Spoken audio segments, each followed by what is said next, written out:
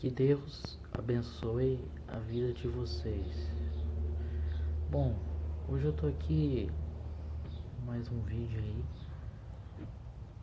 vai ser postado. Hoje eu vou falar aqui de Deus. Deus é bom. Deus é amor, mas também é justiça. Se você for lá em Salmos 126, no versículo 1 até o 6, diz assim: Quando o Senhor trouxer do cativeiro os que voltarem a Sião, estávamos como os que sonham. Então a nossa boca se encheu de riso e a nossa língua de castigos. Então se dizia entre as nações: grandes coisas o Senhor fez, e a esses fez. Grandes coisas o Senhor fez por nós, e por isso estamos alegres. Faz-nos outra vez do cativeiro, Senhor, como as correntes do sul, e os que semeiam em lágrimas vão se alegrar. Aquele que leva a preciosa semente andando e chorando voltará sem dúvida, com alegria trazendo consigo os seus molhos. Repare que aqui está dizendo: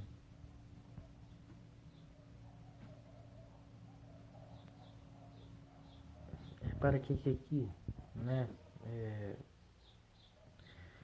Aqui está dizendo que toda língua, se estiver triste, voltará alegre. Muitas pessoas dizem que Deus é só amor. Isso é mentira, porque sim, Deus é amor, mas ele também é justiça. Quando quando a cidade de Sodoma e Gomorra foi destruída, né? É claro que foi enxofre, porque foi destruída porque ela estava lá em prostituição tudo. E Deus castigou aquele povo que estava lá se prostituindo. Né? E se a gente for lá em Mateus, capítulo 11, no versículo 21, diz assim: Ai de ti, Corém, ai de ti, Bezeda, porque se em Tiro e em Sidom fossem feitos os milagres que em si vós fizerem, do que se tira apreendido com pano de saco grosseiro e com cinza. Versículo 22. E por isso eu vos digo que haverá menos tolerância para o Tiro e Sidom do que no dia do juízo do que para vós. E tu, Cafarnaum, que te ergues até os céus, serás abatido até o inferno, porque se em Sodoma tivesse sido feito os milagres que em ti operaram, teria ele permanecido até hoje. Porém, vos digo que haverá menos repouso para de Sodoma e Doma no dia do juízo, do que para vós. Repara que aqui está dizendo que Jesus estava repreendendo as cidades, né, as cidades que, né, estavam aí, né? Então nós vamos ler Salmos para vocês verem a prova que Deus é bom, mas Deus é justiça. Né? Se você for lá em Apocalipse, lá no versículo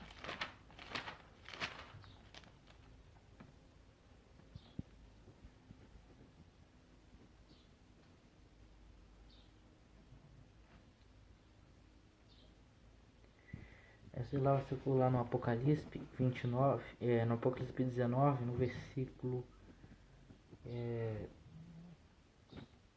15, diz assim: E da sua boca sai uma agueda, espada para ferir com ela as nações, e ela as regenerar com a vara de ferro. Ele mesmo que pisa e o laga do vinho, do furo e da ira de Deus Todo-Poderoso. Tá vendo aqui que aqui tá: Deus julgará o povo. Quem não crê em Deus, enfim, daí vai ver. Agora eu queria ler também com vocês no, Tiago 2, versículo, capítulo 3,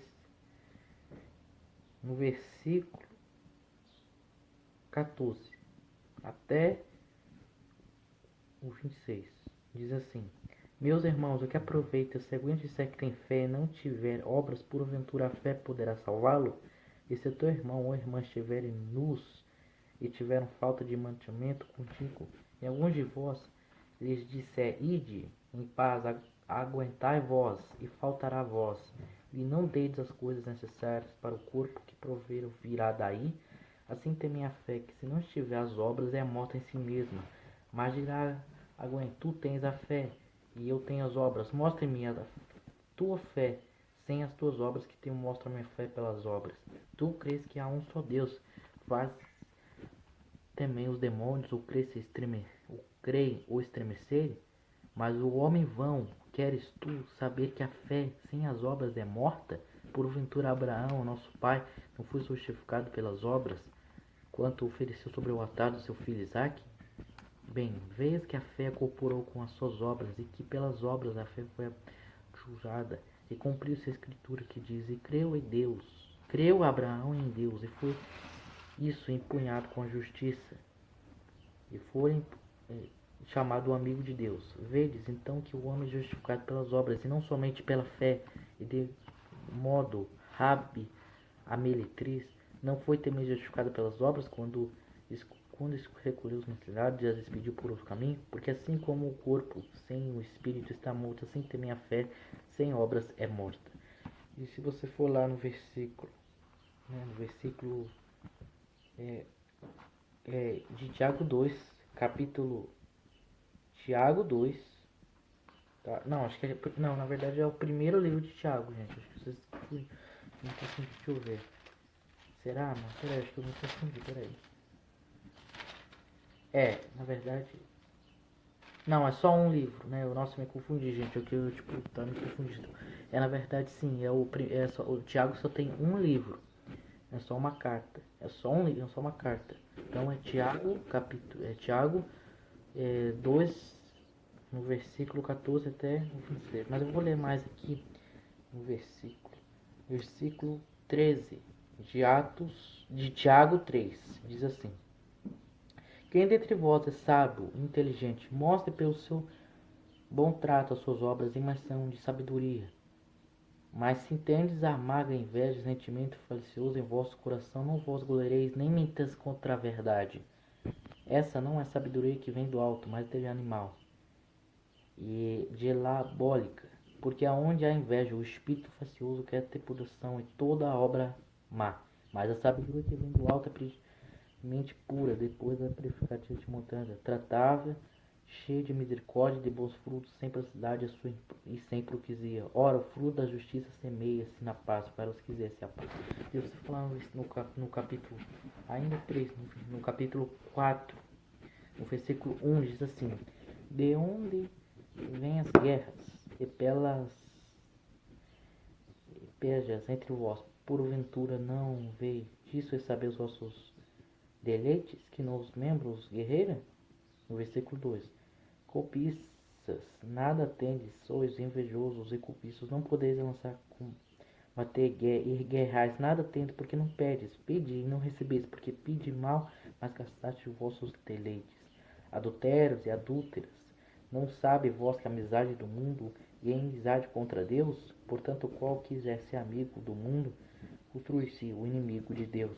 Ou cuidai vós que vão dizer a Escritura, o Espírito em que habita tem ciúmes, ainda dá maior graça. Portanto diz, Deus resiste aos berros, dá porém a graça aos humildes.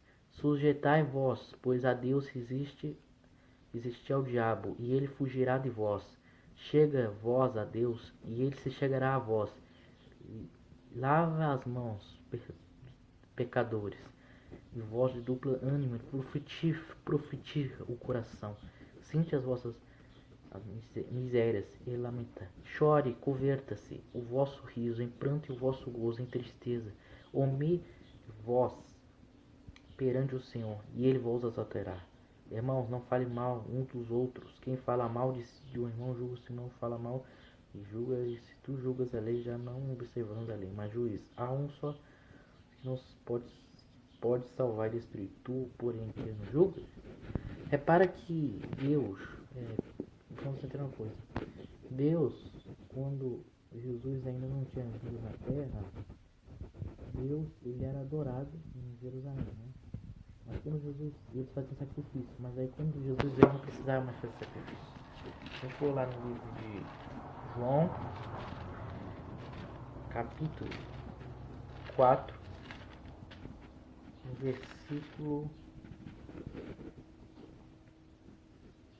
versículo 21. Eu não sei, gente.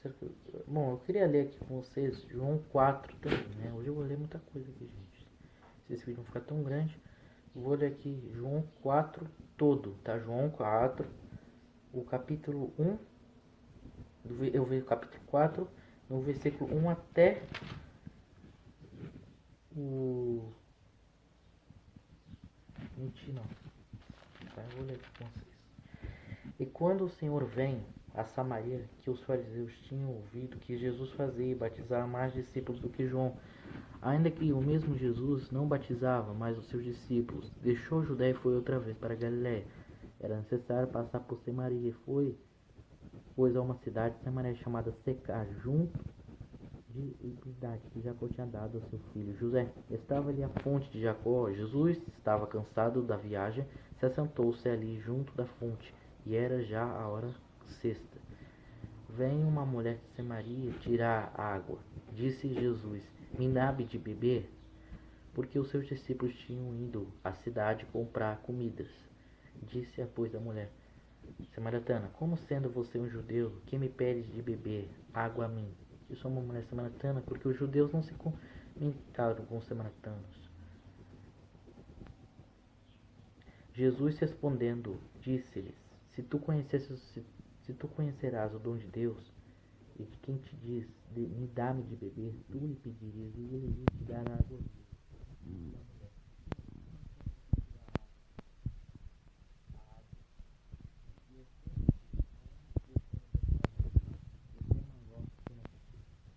Pai Jacó, quem deu o poço, bebendo ele próprio dele, animais.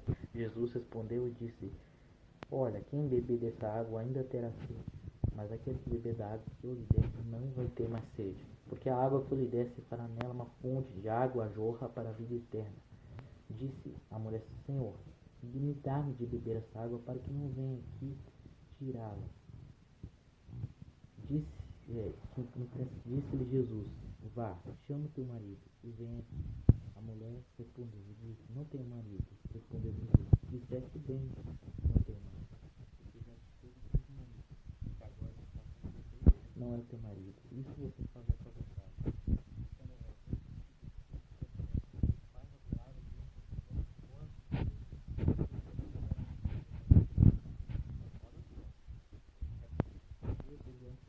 Fazer sacrifícios, e quando Jesus vem, não precisou mais fazer sacrifício. E quando Jesus vem, não precisava mais adorar a Deus em Jerusalém. Se você for ver aqui no versículo 21, diz assim: Mulher, crê que a hora está chegando, e que nem nesse monte, nem em Jerusalém adorareis o Pai. Vós adorareis como sabe, nós adoramos o que sabemos, que a salvação ela vem de Deus.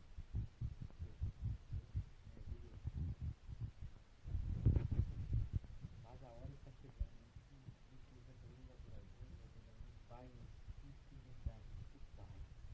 E as pessoas que adoram Deus, vós adoram. Eu disse: Eu sei que o Messias, o qual se chama o Cristo, vem, e quando ele vier, nos falará tudo. Jesus disse-lhe: Eu sou o Messias, eu falo contigo. E nisso vieram os discípulos de Jesus, maravilhados que ele estava falando com a mulher. Todavia nenhum deles disse: Que perguntais, ou por que falas com ela? Deixou, pois, a mulher catar e foi à cidade, e disse àqueles homens: Vem e vê o homem que me disse tudo o que tenho feito. Porventura não é esse o Messias, o Cristo? Saíram, pois, das cidades e foram se encontrar com Jesus. Aqui Jesus está falando que a gente não deve adorar o Pai nem nesse monte, nem em Jerusalém. Porque estava, ou seja, não ia adorar mais. Antes Deus era adorar em Jerusalém, mas não precisava mais adorar.